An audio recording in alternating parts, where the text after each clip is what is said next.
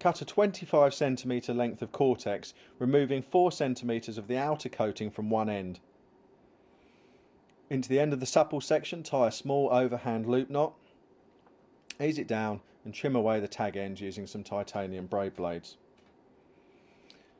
The end of the hook link should be threaded through the back of the hook eye, and the hook that we prefer for this rig is an Armour Point SSC. A boil is threaded onto the hair so that we can measure the exact length. 15 mm between the bend of the hook and the top of the bait is just right. Now we form the knotless knot, each whipping neatly placed behind the previous one.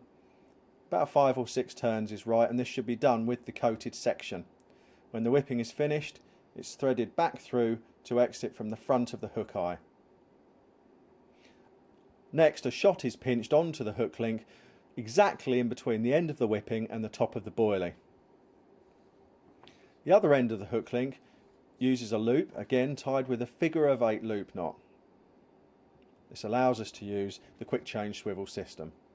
Trim away the tag end and slide the quick change sleeve into position.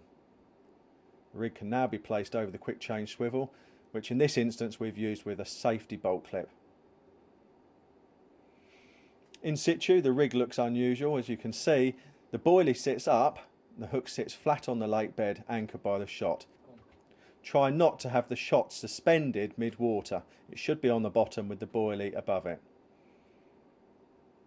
A very different presentation, which is unusual, and as Max says, we're not quite sure why it works, but it certainly does. Give it a go, I think you'll be impressed.